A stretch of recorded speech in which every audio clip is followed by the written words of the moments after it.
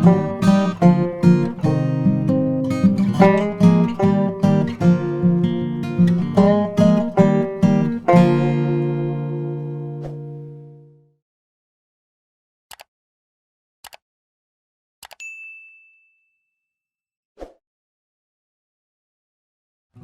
semuanya, aku Devi. Aku sekarang udah ada di kebun anggur Life Learning Farm.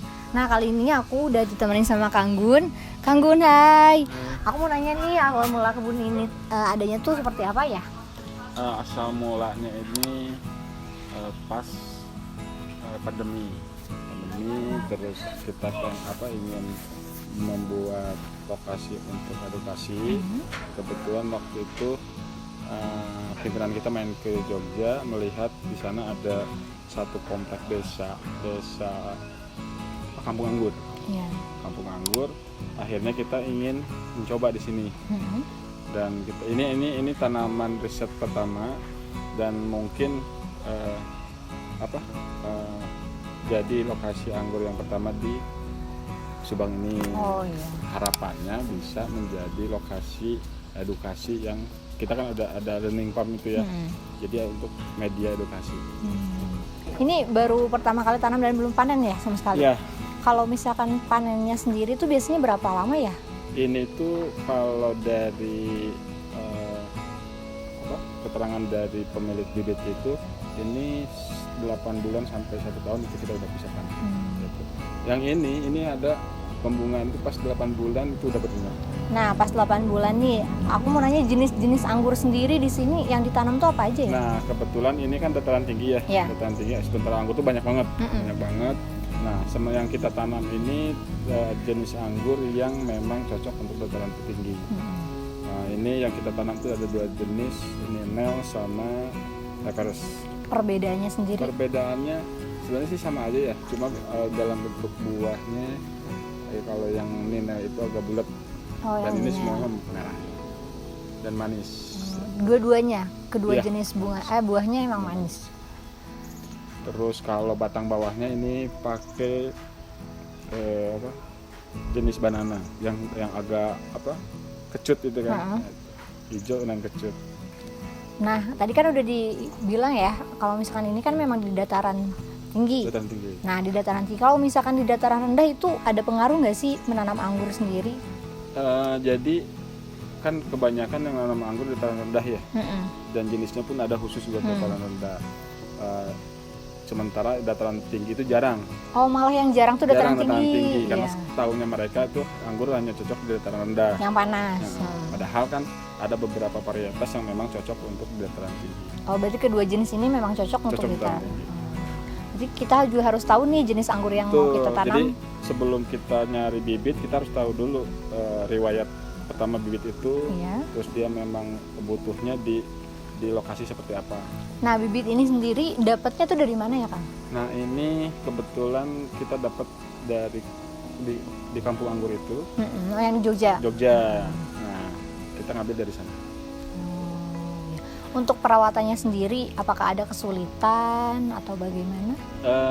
Karena kita pertama nanam, awal-awal sih kita memang bingung juga ya. Bingung, Karena kan baru pegang banget. Ya, anggap aja ini tempat belajar pertama kita. Ya, dalam proses itu ya alhamdulillah kesulitan itu bisa teratasi. Pertama ini karena ini kan dataran rendah, dataran tinggi ya, dataran tinggi. Resikonya agak tinggi juga. Ya paling kesulitannya itu penyakitnya, kalau lembab kan, lembab, sering kena jamur, itu yang pertama. Terus kedua, kita kan pakai organik ya, yang dimana medianya itu mengundang pertumbuhan gulma yang sangat banyak. Jadi ya kesulitannya itu tenaga kerja, terus bersihin gulma, terus pestisida organik buat mengendalikan jamur juga. Oh, semuanya pakai organik? Organik. Nah, tadi kan udah dibilang cara mengatasinya seperti apa gitu. Kan tadi udah ada hama tuh, ada beberapa hama, gulma. Itu cara mengatasinya kayak gimana ya? Sebenarnya kalau mengatasi kita ada satu orang ya yang tugas di blok anggur itu, dia wajib keliling dari satu pohon ke pohon yang lain. Oh, itu udah diwajibkan. Diwajibkan. Setiap hari Tiap atau pagi tiap hari. dia harus ngontrol untuk melihat kena hama atau penyakit apa. Karena tidak semua tanaman itu kena gitu ya. Jadi kalau sekiranya tanaman itu baru satu pohon atau satu daun yang kena, ya udah itu langsung kalau ada hama ya, kita langsung ambil hama itu. Kalau memang ada tanda-tanda buat jamur, kena jamur gitu, ya udah mereka langsung semprot dengan belerang. Oh, belerang juga bisa dipakai. Iya, dong. Ngaruh ya. Gitu. Kebetulan di sini kan ada kaki gunung Tangkuban Perahu ya. Dekat. Potensi belerangnya banyak banget. Berarti pekerjanya memang cuma satu orang saja. Sebenarnya pekerja banyak ya, banyak. Cuma kita kan bagi-bagi tuh. Jadi ya, kita pengen satu orang tuh memang benar-benar fokus di, misalkan dari mulai menanam sampai nanti panen dia paham. Gitu. Jadi tenang gitu. Oh iya.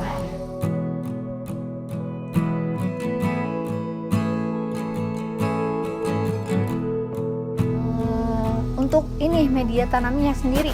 Nah, media tanam ini kan kita langsung tanam di lahan ya. Iya.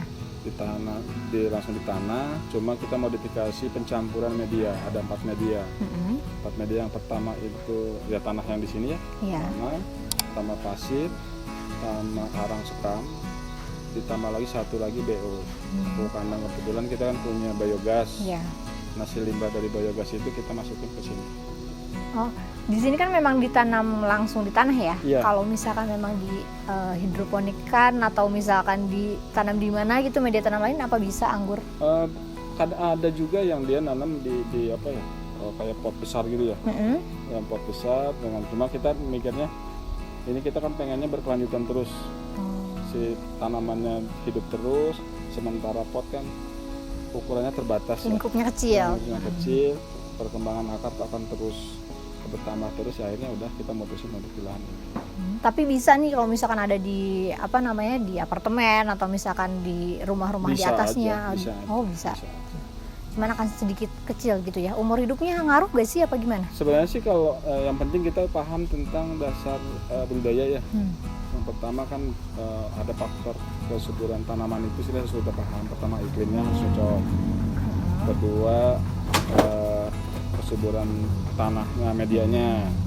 Itu kan karena terus bukan hanya iklim saja gitu kan, tapi si media pun pengaruh gitu kan.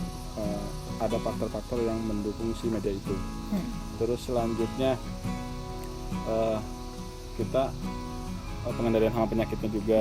Jadi tidak semua hanya ini dipanas nggak bisa atau apa gitu kan, tapi ya semuanya harus diikutin SOP-nya. Harus mengenal dulu. Ada nggak sih tips SOP yang emang harus bener-bener diperhatikan, yang emang secara detailnya ini tuh nggak boleh seperti ini, misalkan kayak pH-nya harus berapa, ini harus berapa, ada?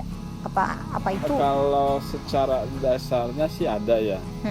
Kita juga baca-baca buku-buku karya orang lain gitu kan, bahwa nama anggur itu pH-nya sekian, terus medianya ini gitu kan. Tapi itu hanya sebagai referensi saja. Kita pengetahuan kan setiap tahunnya berkembang terus ya. Ya udah kita ngikutin alur. Dari referensi itu kita aplikasikan, bahkan selama proses itu muncul oh ternyata ketika kita lakukan ini tumbuhnya seperti ini. Oh, ada beberapa. Ada. Jadi ini kayak anggur ini kan kita ada beberapa proses contoh. Anggur itu kan harus dipangkas ya, pangkas. Ini ada beberapa pohon yang memang dibedakan.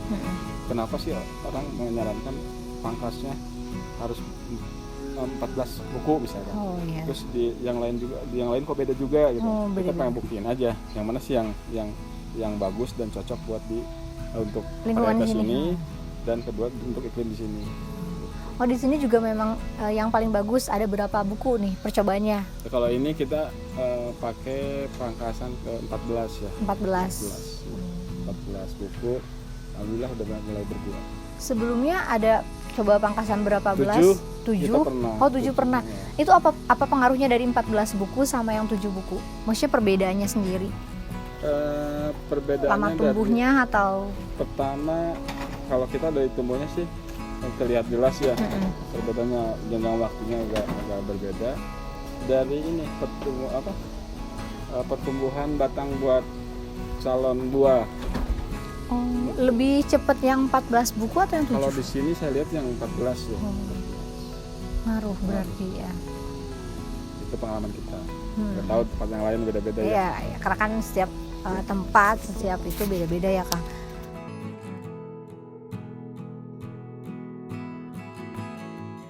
Itu tadi kita sudah berbincang-bincang sedikit atau banyak ya kita berbincangnya tentang anggur ini. Nah, ada kesan-pesan sendiri gak Kang untuk orang yang mau menanam anggur di rumah atau misalkan memang mau buka lahan seperti kita atau memang mau edukasi seperti kita nih Kang? Ya, kalau pesan-pesan dari saya tuh lebih fokusnya ke arah budidayanya ya.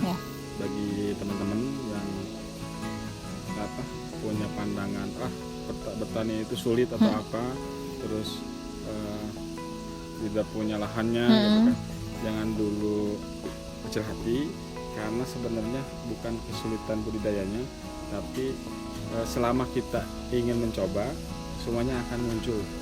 Yang terpenting adalah kita senang menyenangi hal tanaman itu, semuanya akan mengikuti. Oh iya, terima kasih ya Kak, mohon maaf mengganggunya. Sama-sama. Boleh silakan dilanjutkan lagi kegiatannya. Mari. Ya. Oke, cukup sekian. Terima kasih. Bye.